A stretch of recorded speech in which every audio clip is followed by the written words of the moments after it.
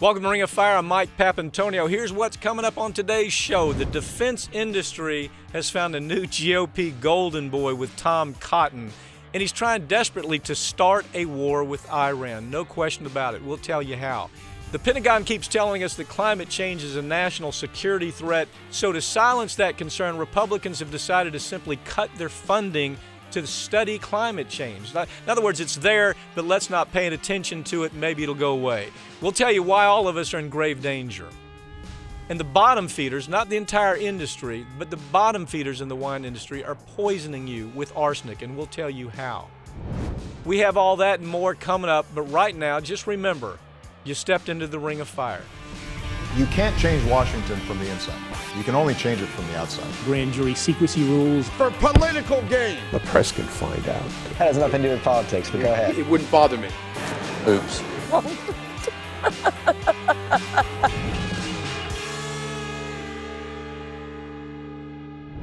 Republican Senator Tom Cotton's letter to Iran wasn't just his attempt to undermine President Obama. Far from that, it was in the order of trying to start a war with Iran. The military-industrial complex in the U.S. is once again calling the shots, and I have Abby Martin with me now to tell you how much they're bossing this little Tom Cotton around to start a war in Iran. Abby, it looks like Tom Cotton from Arkansas is our new Dr. Strangelove. What is up with this guy? First of all, does he have any military? I can't see any military background. Maybe he was an Eagle Scout. I don't know. But he just wants to bomb the hell out of everybody. Neither does Bill Kristol, right? Bill Kristol doesn't have any military experience. And yeah. That's who's funding little Tom here. He looks like just a cut off the old block, like a Paul Ryan. All these guys look alike, right? But he appears on the scene, immediately comes out guns blazing, says, first of all, that all the Gitmo detainees should rot in hell, right, for getting that 54 of them have already been cleared for release, innocent. And then he comes out with this letter, this absurd letter undermining the President of the United States and our diplomatic negotiations with Iran. Iran is not a weak country. It has an extremely fortified military. This is not a country that we should just be messing with and to undermine it. And putting it out there brazenly.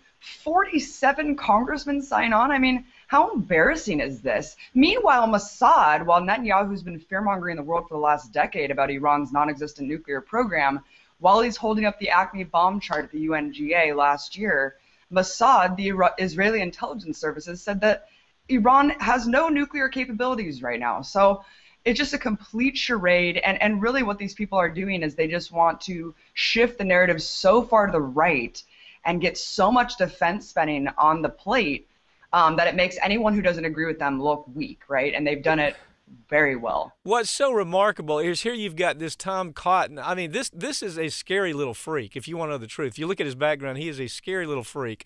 But he also is a hustler. He's a con man.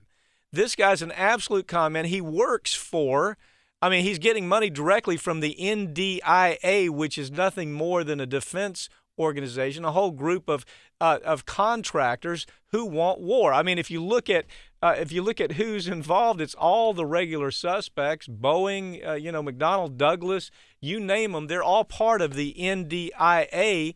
They're the people that are paying this little freak to go out there and start a war. Now think about this, Abby. Have you ever heard of this? First of all, this first time even showing up in D.C. for Tom Cotton. But now, have you ever heard of them a guy like this just writing a letter without the approval of the White House to a country like this? No, and can you imagine, I was likening this to the Democratic opposition in the Iraq War, not that there really was that much, but I mean, can you imagine if they invited the French leader to come and speak at Congress undermining Bush administration? It would be an outrage. Here we are rebranding French fries because we are so up in arms about the French leader. So, I mean, it's as absurd as imagining something like that. And, yeah, Tom Cotton, less than 24 hours after this Iran letter, he shows up at this defense party, right, with all these defense contractors just blatantly being backed by them. I've just never seen anything quite as astounding. Well, the word is they're writing the word, Abby, is that they're writing his narrative for him. I mean, I haven't seen that independently, but if you take a look, that's a lot of suggestions that they are simply writing his narrative. They're his new guy, just like Inhofe is the oil guy. You see, this guy is the defense guy, and it's amazing to me that the mainstream media, corporate media, has seldom put the two together. They don't even connect the dots. Why this guy would write a letter that's nothing more than playing the fear card of a war that he's trying to start. Right, and I love, yeah, first of all, because they say it's a conspiracy theory, right? Oh, you're saying that defense contractors want to make money off war? Oh, really? Well, journalist Lee Fong just published an actual phone call, so you can go listen to yourself, of a top bank analyst talking to Lockheed Martin, one of his clients, and expressing concern about the depression of weapons sales if there's a diplomatic negotiation with Iran. I mean, if there's not a full-blown war with Iran. It's completely out in the open. And here you have Tom Cotton fear-mongering on the House floor, saying that we want regional dominance militarily, but then Iran is looking for regional dominance. It's like you just asserted that we are, completely, like, unabashedly. And he's also blaming Obama, right? Blaming Obama for ISIS taking over in Iraq because Obama left Iraq, forgetting the fact that actually Obama wanted to stay. He was applying Bush's timetable to leave Iraq.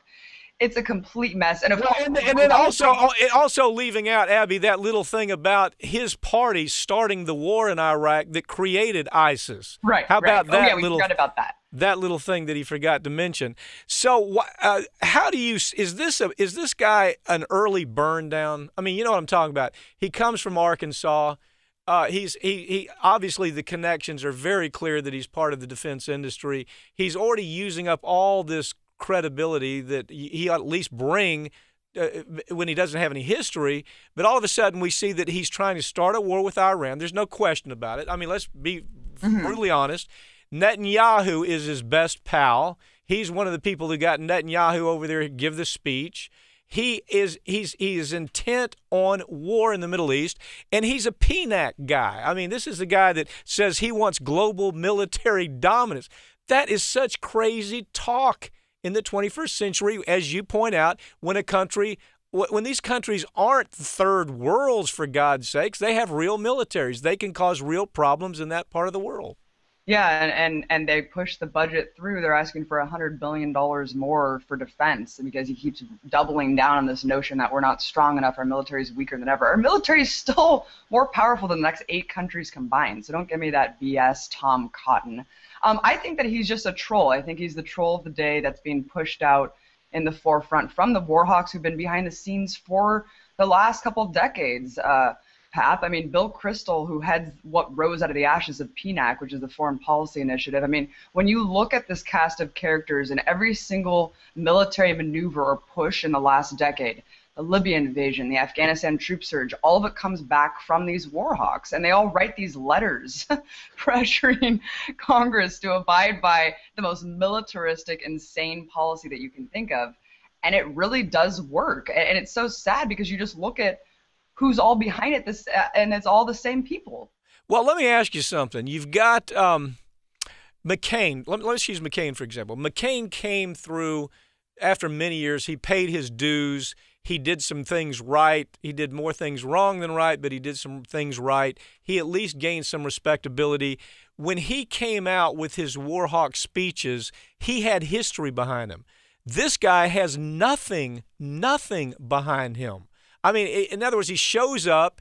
He's intent on starting a war with Iran. No question about it. Some cat from Arkansas wants to supersede the power of the White House and simply go on and start his own war. Now, my question is, what's the longevity of that, Abby? What do you see as the longevity of that, even if he's pumped up by the defense organization and he can win an election? That doesn't mean he has any influence in Washington, D.C. What's your take? I mean, unfortunately, when you shift that narrative and he's put out there to make the media really pay attention and to make, put all these Democrats on edge, and now it's like, wow, all these people, look at 47 sitting representatives want this. I mean, that is actually really scary. So it provides the illusion that it is completely shifting the dialogue, and then it kind of shifts it all over. I mean, the longevity, we have 2 options here, Pat. We either go to war or we don't, and if we do, it's going to be real ugly. Yeah, you have McCain he's going out there gallivanting around the world trying to arm every rebel opposition group, but at least he was tortured. He knows war. Like, he paid some dues. Yeah, he paid some dues. Yeah, it's unbelievable.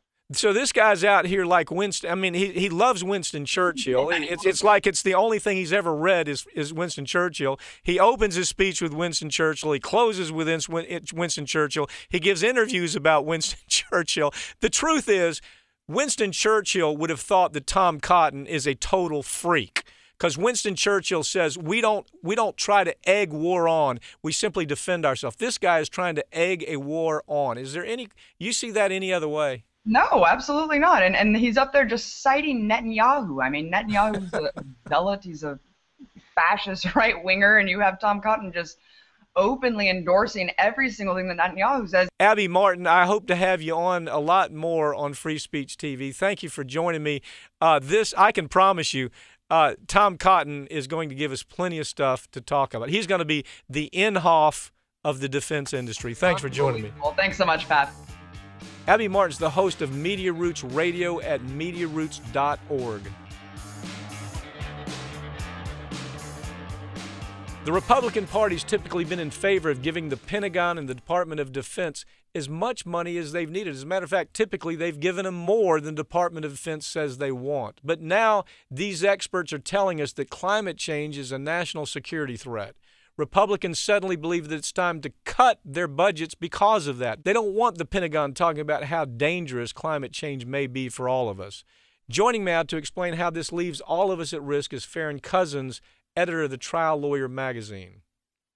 Farron, James Inhofe, snowball brain, shows up on the floor of Congress with a snowball. I mean, almost incredible that a grown man would even play act this ridiculous little scene. But he plays out on the floor. He takes a snowball, throws it on the floor, and says, "This is proof that global warming doesn't exist." As a matter of fact, he's also the author that somebody else wrote, by the way. He didn't actually write the book. The book was written by industry.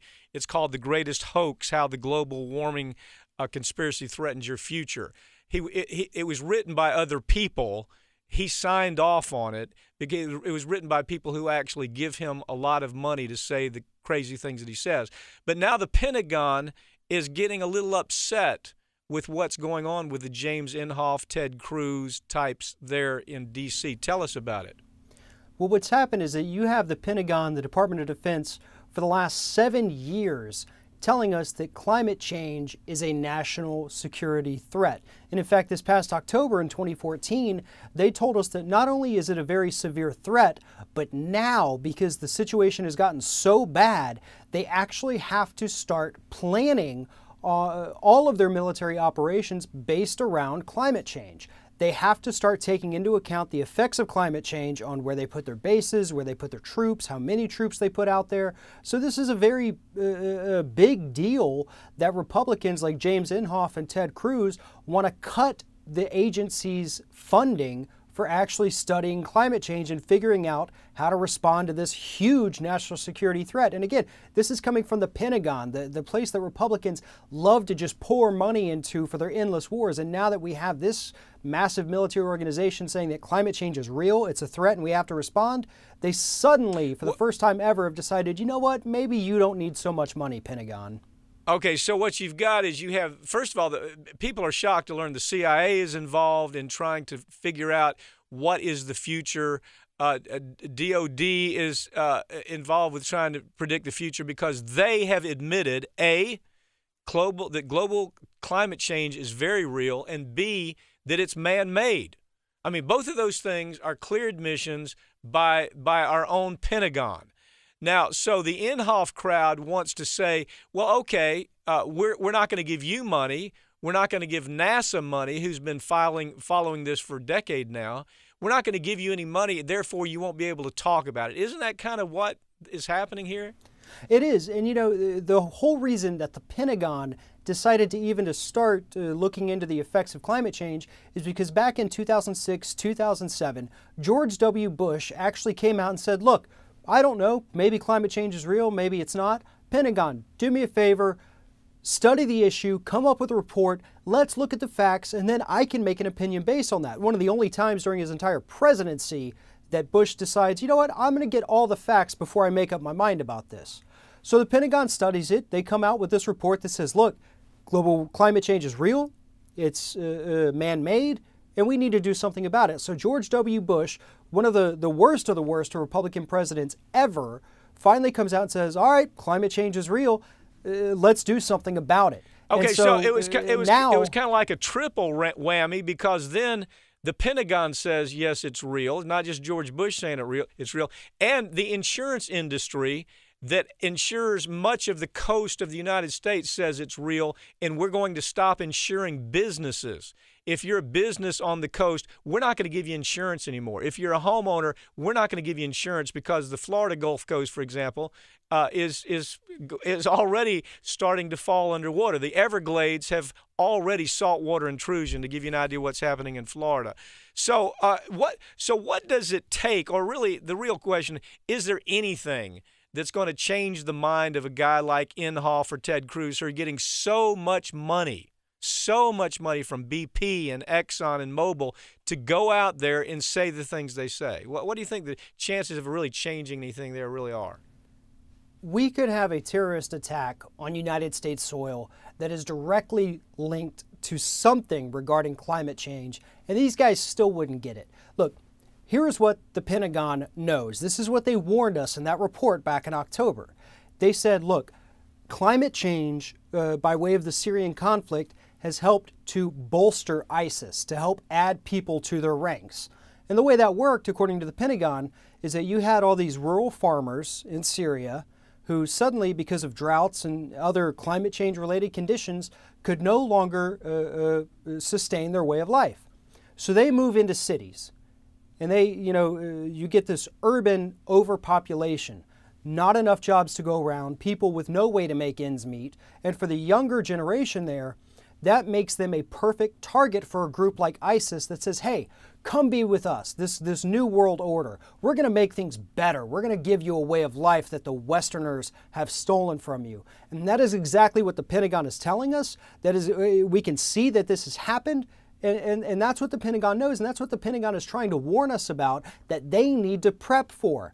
And you have Republicans like Inhofe and Cruz and Marco Rubio that say, we're going to cut your funding so you can't even address those issues. You know what's so amazing is these boneheads that are so worried about, worried about our borders. I mean, yeah, there's things to worry about on the border. There's concerns I have about the border. But what do you think happens down in Mexico, in South America? What if you look at the map of where the climate change is having a huge impact, it's all in that area. Where do you think they go?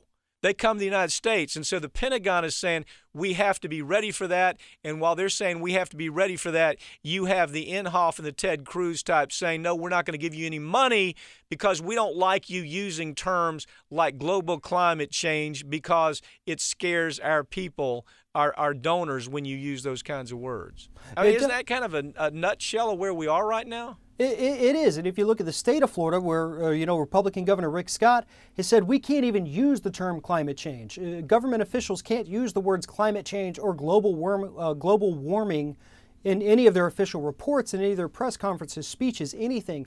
And so that's what's happening. And back on this issue about borders, we have 40% of the entire population of the world that lives within 50 miles of the coastline.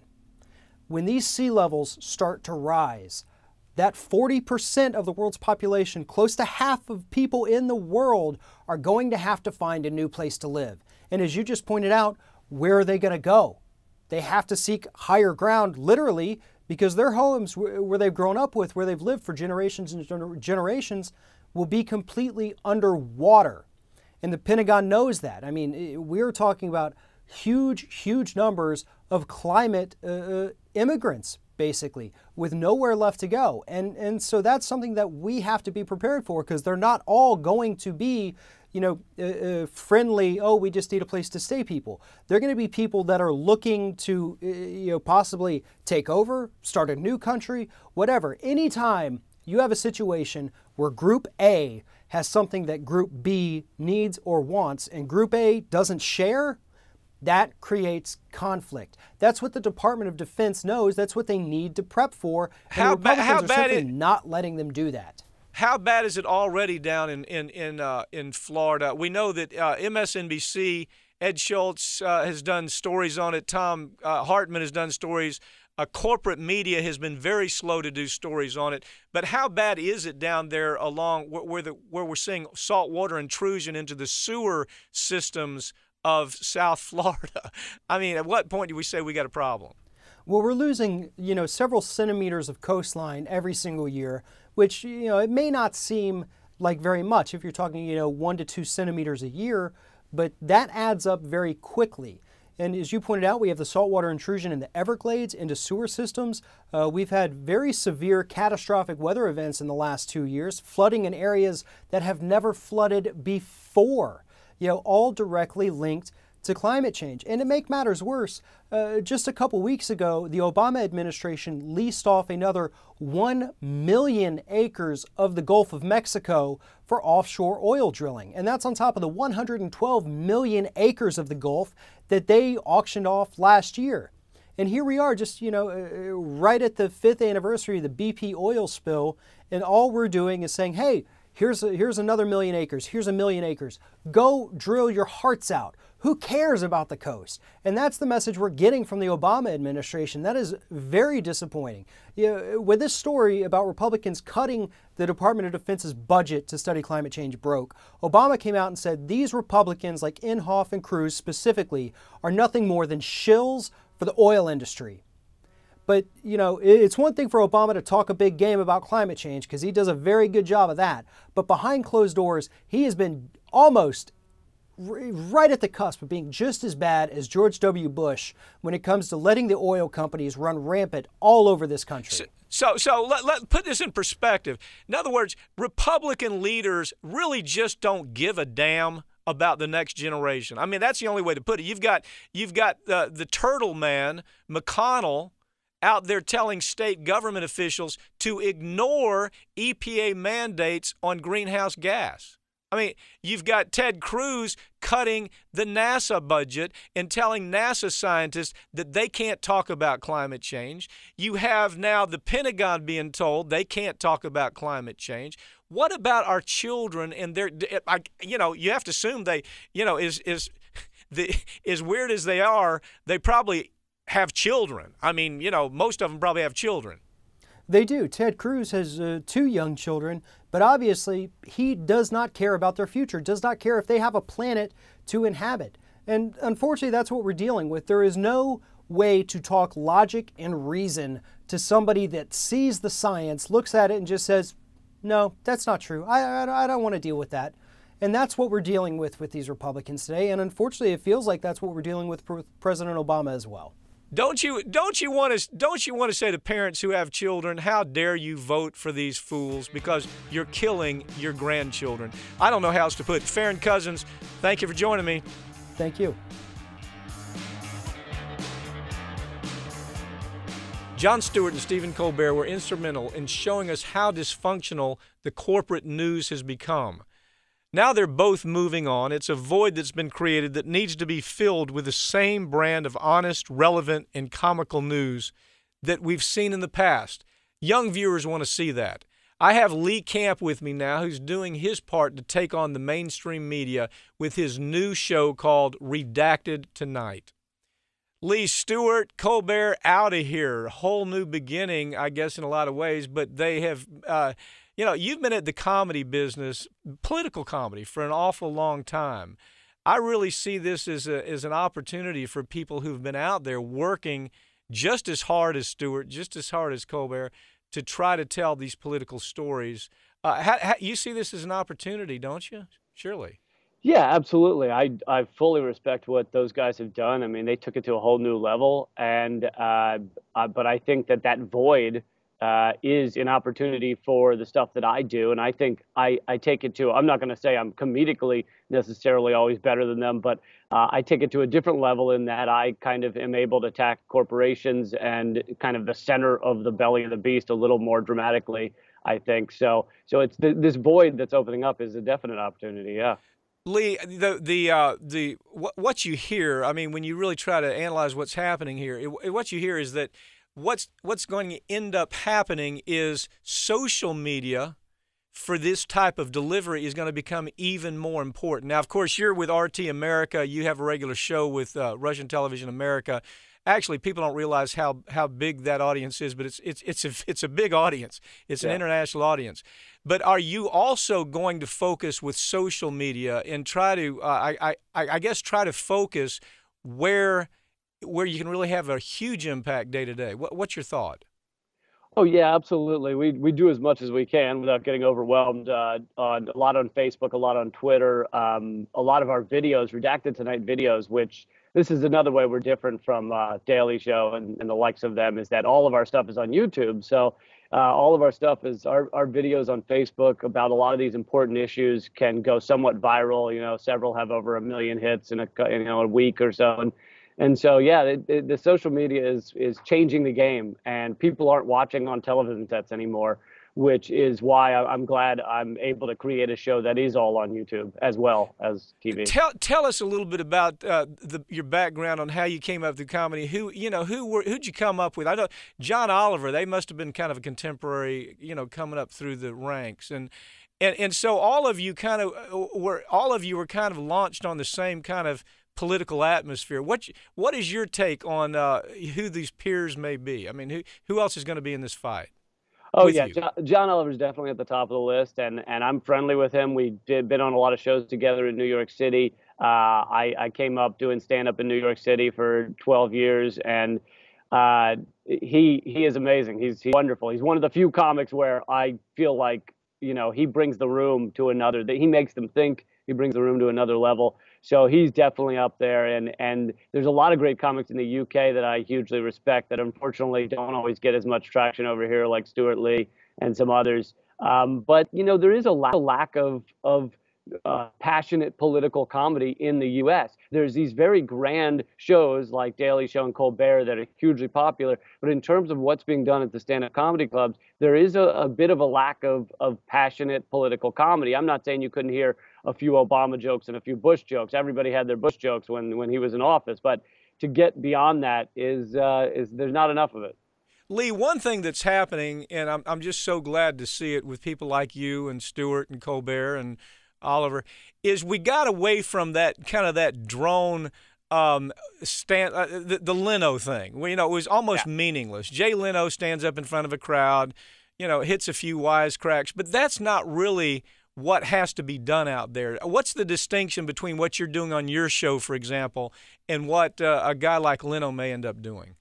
Yeah, there's something very vapid about what Leno did, or maybe some of the current late night hosts do, in that the jokes don't actually have a heart. They may make fun of a little, the surface foibles. As Chris Hedges said about a lot of these political, quote unquote, political comedians, is they'll make fun of the foibles of the leaders, but they won't get at the heart of the system.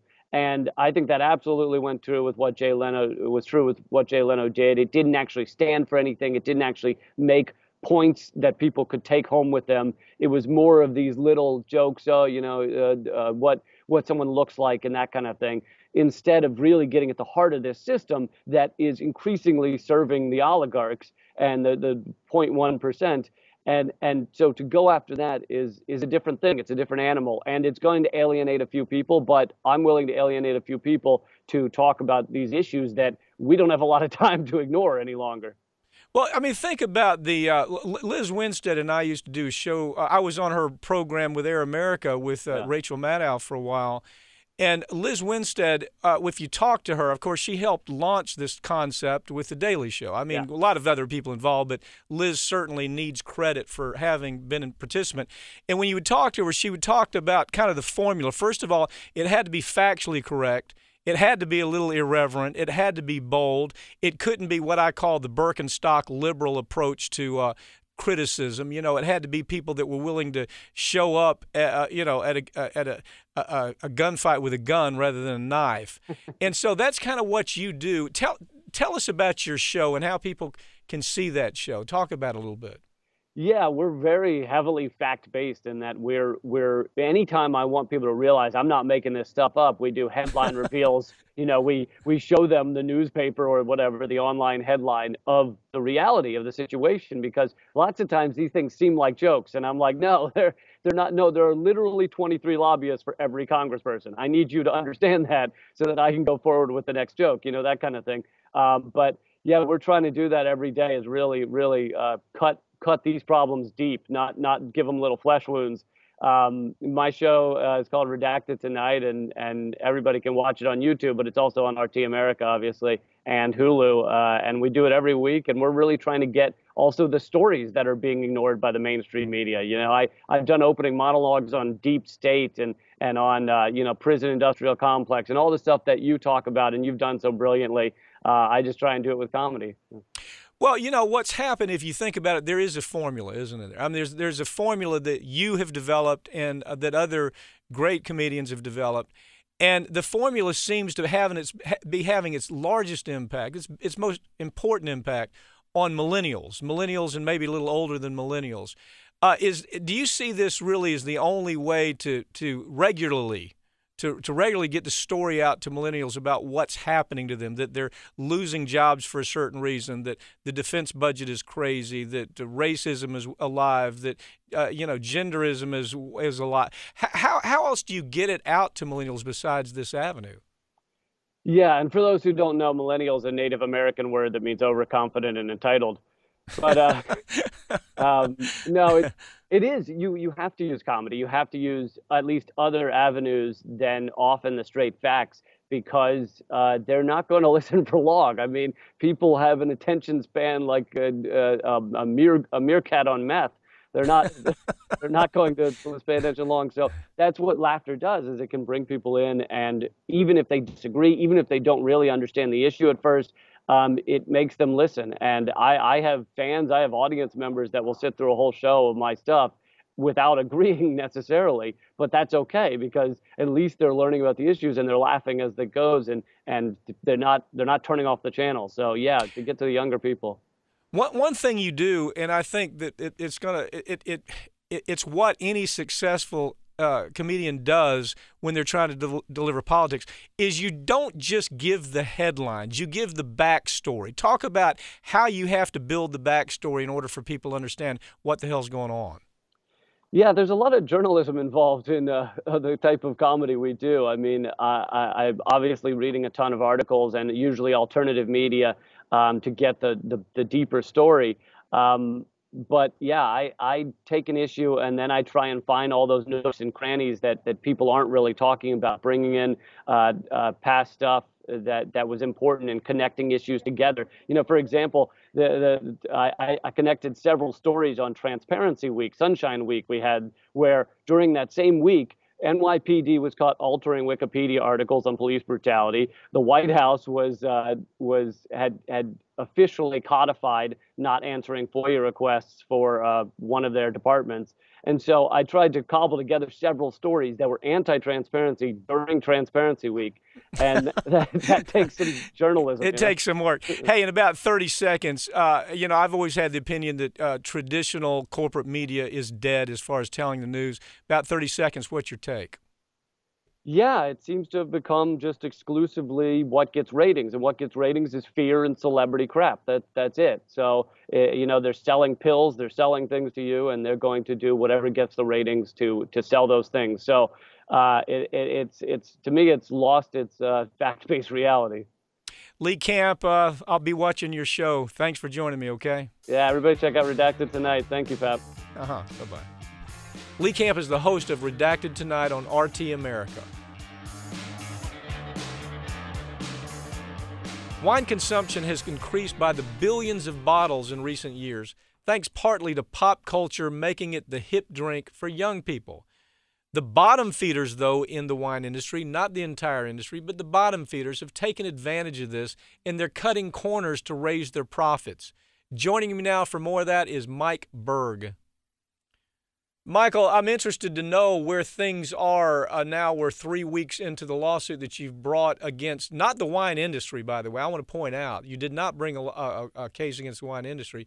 you brought a case against what I call the bottom feeders of that industry. Now, every industry has its bottom feeders. I mean, whatever you're talking about, you got the people at the bottom that are trying to do things cheaply, make the most money, and take advantage of everybody in the process.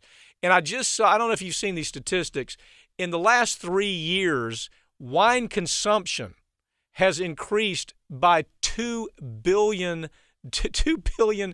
bottles of wine more than it was just years before. So in other words, this new culture is developing around wine, and people simply don't know how dangerous the bottom end of it, what I call the bottom feeders, are where it comes to serving up wine. It's amazing. One of the things and the reason people are drinking more wine is there's all these studies that have come out that wine is healthy for you, that wine can be healthy for you. And you know what? Those studies are true. The problem is in this class of wine, it's not true because of the amount of arsenic that's in there. I think it's important for the public to understand what we're talking about. I want you to think of 1 billion molecules, 1,000 million molecules. And of that, the World Health Organization and the EPA says you can only have, for it not to be beyond the dangerous level, 10 out of 1 billion. And so that tells you how poisonous arsenic is. Okay, so in other words, the World Health Organization has looked at this, the United States has looked at this, NIOSH has looked at it, scientists in America, and now again, that's a good way to put it. If you can visualize 1 billion molecules, they're saying in water, if you get 10 molecules of arsenic in that billion, you're putting your health at risk. Correct. Per day. And so some of these wines, and I use that term very loosely, have 50, have 5 times that. So you're talking about a very high poisonous level. Now, what's really interesting about it is that when you talk about bottom feeders and you talk about the wine industry, anyone who's gone to Napa, if you go through almost every of the wineries, they show you how meticulous they are. And these winemakers really are very looking for quality in their wine. That's not the people we're suing. The real vintners, the real winemakers, they're making sure that the arsenic levels are not in a dangerous level. The people we're going after are the people who are putting, number one, arsenic into their wine from this goo that we talked about that they mix in there, and also for clarifying on the white wines. And so what we're talking about, people who are really renegades, they're not winemakers. These are people who are out there just to make a quick buck, do it as cheaply as possible, and get it out to the public. Okay, they have I call them flying monkeys. They have their flying monkeys out already in blogosphere. And one thing that flying monkeys are talking about is, oh, gee whiz, arsenic is ubiquitous. We're not talking about ubiquitous arsenic here. We're talking about man-made. The only place this comes from is man-made, and it's not organic. It's not organic arsenic. Is that right? Well, there is some organic arsenic in there. That's going to happen. But the majority of the arsenic that we found when we did our third testing, the majority of it is inorganic, which is, the experts say, is between 300 and 500 times more dangerous. So we're looking at the total content of arsenic. Some of, they want to say, well, this is ubiquitous. First of all, any toxicologist, and we've talked to them, epidemiologists, they'll say, you want no arsenic in your wine. Let's start there. You want no arsenic in your wine, but you're going to have some because of what you talked about, the ubiquitous arsenic that's in the ground. But beyond that, these people, the majority of the arsenic we're finding, because we did the test, is not that kind of arsenic. We're talking about, this is pesticides. This is poison. These are things that have been added, that have not been filtered out. The key here, and the public should understand, that whether it's Gallo or whether it's Screaming Eagle at the top, they filter it out. They make sure that the arsenic levels in their wines do not have levels that are beyond the recommended amount by the World Health Organization, by the United States government, by the state of California. They make sure through the filtering process, as well as the way they make the wine, that they don't have these problems. The winemakers that we sued, They quite frankly have not done it. They don't care about it. They want to fight about, well, whether it's arsenic. First of all, the question becomes for the viewers, do you want to know how much arsenic is in your wine? And I would think, knowing how poisonous it is, that every consumer wants to know. Okay, but right now they've fought even labeling that on the bottle.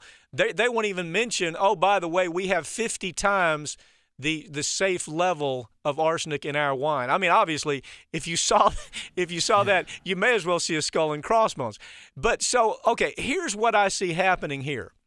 It looks like the bottom feeders of the wine industry, not the wine industry, but the very worst of that of the wine industry, has already gone out and they've paid off scientists. They've paid off people to write articles that we're finding out they're not even being written by the people who are signing off on the article that says, look, this is just there's nothing to all this. These articles are already showing up because they know that for the right price they can hire these biostitutes to say there's nothing to this. We saw it with tobacco, right? Right. We saw tobacco, the biostitutes lined up by the thousands saying, no, tobacco won't cause cancer. Tobacco's not addictive. Tobacco won't cause emphysema. Remember that? I remember because I handled the case. Yep. Okay, so all of a sudden, we're seeing the same thing happen with wine. What's your take on it? Well, you know, it's going to happen. We've been in this business long enough that they have the money and the ability to hire people to say whatever they want. But it's really off base here because what they're saying are two things. Number one, they're saying, don't worry about it. It's not going to hurt you. Well, you know, all you got to do is talk to a real toxicologist, and even they have to admit arsenic is poison. It is poison. There's no doubt about that. And we go throughout history, look at all the leaders that were killed by arsenic poisoning. I even have to laugh, arsenic and old lace. The old ladies were putting the arsenic in the elderberry wine in that play in 1944. Guess what? Napoleon Bonaparte, yeah. Bonaparte was killed. So we know that's wrong. They're wrong there. Arsenic is not safe. Number two, they say, well, we're comparing it to drinking water. Fine, that's okay. You shouldn't have arsenic in your drinking water. And quite frankly, you shouldn't have high levels of arsenic in your wine. One has nothing to do with the other. And the third thing they say, which is basically we're scaremongering, we're making the consumer afraid. And you know what? We're not making anybody afraid. What we want to talk about is choice. If you put the amount of arsenic that you have in your wine and you're willing to sell it to the public, even though you know the health risks, put it on there and let the public decide.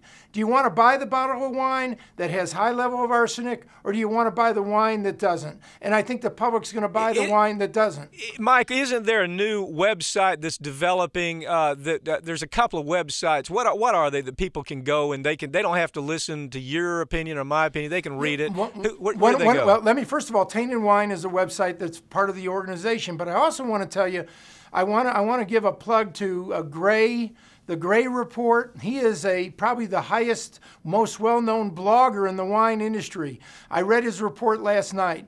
He really made a good point, which was, what does the wine industry really want to do? Do you want to defend the bottom feeders? Do you really want to defend them? Or do you want to get them out of the business or make them do it right?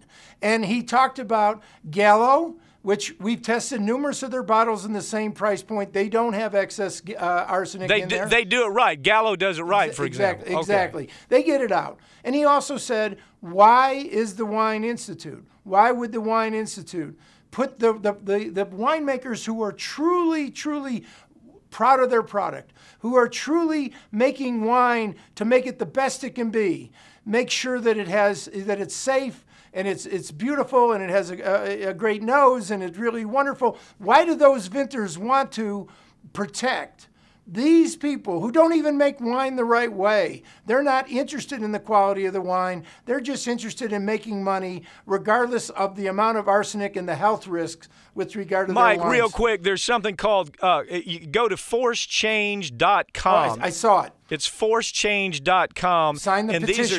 These are just citizens that say, you know, we want to know how much arsenic is in our wine. There's a petition. They have a petition, right. Forcechange.com. They have a petition. People should sign it. if you want to make sure that the wine industry gets the arsenic out and have to tell the public how much the arsenic is in there. We have nothing to do with that website. These are consumers. These are customers who drink wine who are concerned. Yeah, all right. Michael, we're out of time. Keep the pressure up, okay? Thanks you, Mike. a lot. Appreciate it. Bye. Bye-bye. America's infrastructure, our roads, our bridges, and buildings are falling apart. Need $2.2 trillion just to make a dent in the infrastructure problem. Investing in rebuilding this country is going to solve a lot of economic problems, and I have Howard Nations with me to talk about how that's going to happen. Howard, the new report is that corporate America is now sending $3 trillion worth of money that they should be paying taxes on, that they're shipping that offshore. Now, these are the same corporations who count on our military, they count on our roads to deliver their product, our streets. They count on our police departments, on our fire departments, the infrastructure that taxpayers pay for.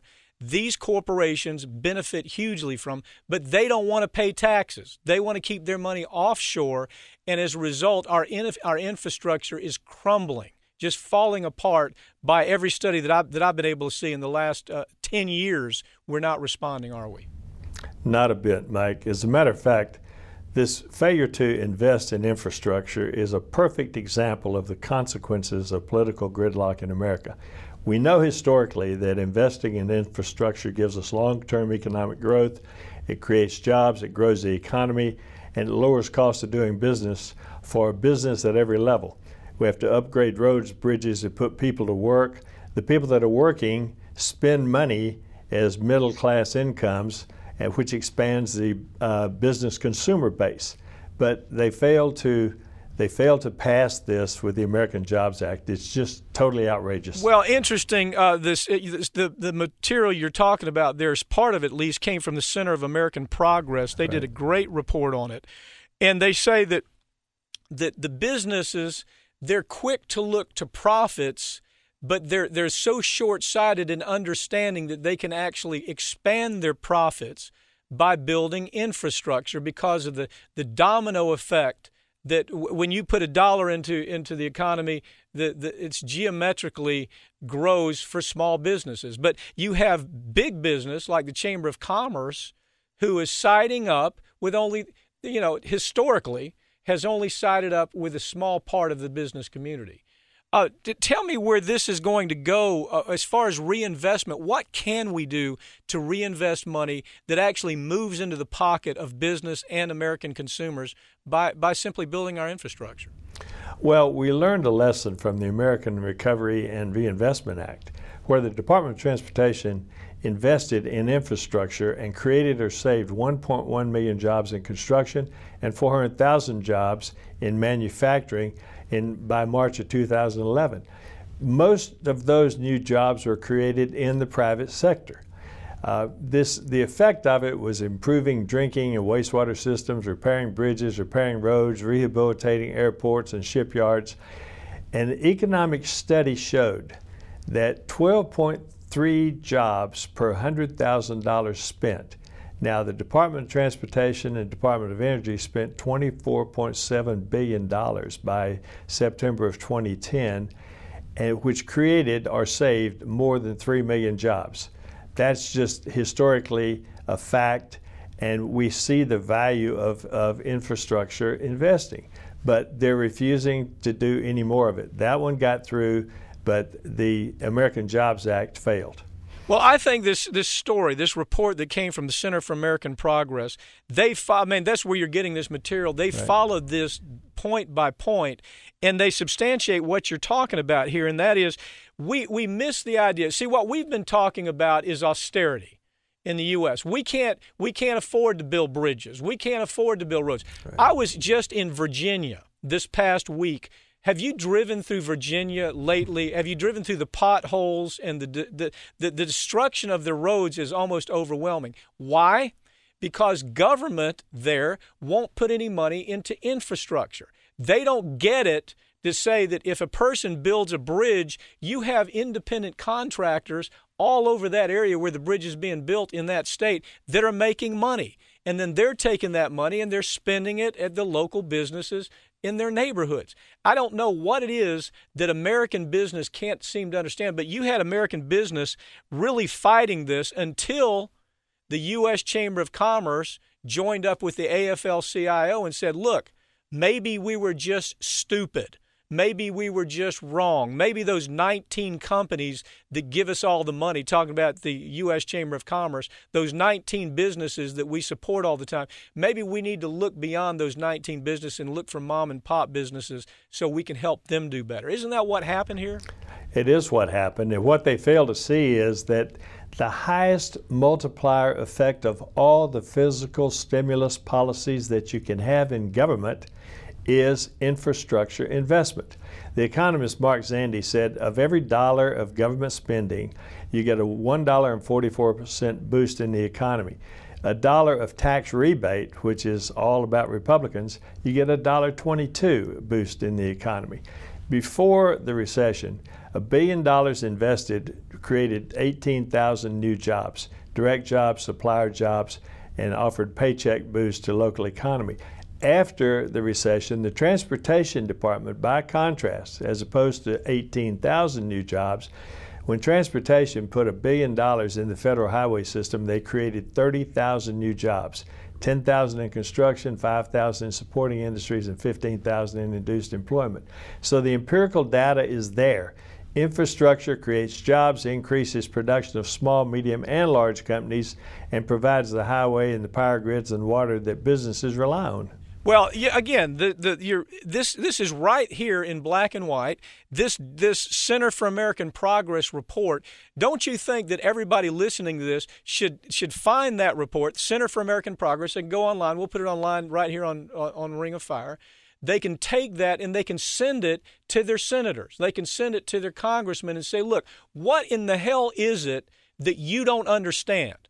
Why do you keep talking austerity why do you keep talking about corporate welfare where you're giving gazillions of dollars to corporations and subsidies? You're letting them bank offshore. They're keeping $3 trillion offshore. There's no downside. And those same corporations are using our streets.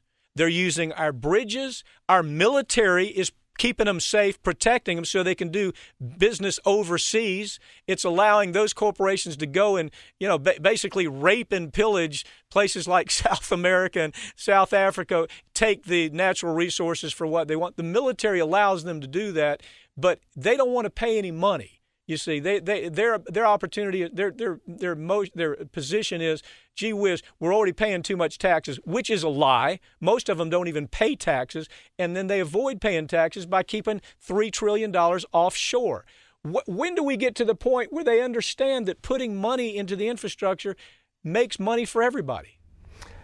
When the chairman of the Chamber of Commerce, the president, Thomas Donahue, and Richard Trumka from AFL-CIO agree and call upon Republicans and Democrats to work together on this, that's earth-shattering, really. They agree that we need to do this. The American Society of Civil Engineers said we need $2.2 trillion over the next 5 years just to repair the crumbling infrastructure, which does not include high-speed rail, mass transit, renewable energy, all the things we need to free us from foreign oil and to fight climate change. But Mike, the thing that is most outrageous is that when the Democrats, President Obama, proposed the American Jobs Act, it was killed by Republican opposition. The Republicans wanted to see Obama fail more than they wanted to see middle-class America succeed. But Howard, didn't it raise your eyebrows when we know, you know this for a fact, executive orders could have changed a lot of this. This president could say we're in an emergency situation. It's not only a national health issue, it's a national security issue. We need roads. We need bridges. We need to pump up so much of our infrastructure that we can at least say we're competitive in a world economic system. But there was no executive orders, were there? And if there were, I missed them. I'm sorry. No, you're right. It was not an executive order, but it was voted down by the Republicans in Congress, and then the president did not follow through with executive orders. The idea was to spend $105 billion on infrastructure, which would have raised the economic output of the country by $151.2 billion. That's that big multiplier effect that they talk about that you get from investing in infrastructure. Just a quick update. $30 billion of that were gone to upgrade schools. $50 billion was for transportation, highways, highway safety, and passenger and rail and aviation. $9 billion was for intercity passenger rails and airport. And there was a $10 billion proposal for a national infrastructure bank that would provide loan projects for water, transportation, and energy. It was, Howard, it was a win-win across the board for small business. And again, Congress. And I'm glad the president tried, but I'm saying there's some of this. If you look what Truman did, look at what FDR did and Truman to some degree, they used executive orders to make stuff like this happen. Howard Nations, thank you for joining me. My pleasure, Mike.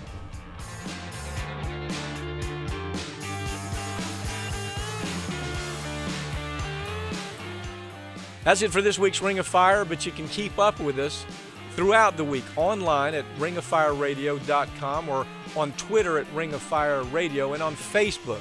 I'm Mike Papantonio, and we'll see you next week right here on Ring of Fire.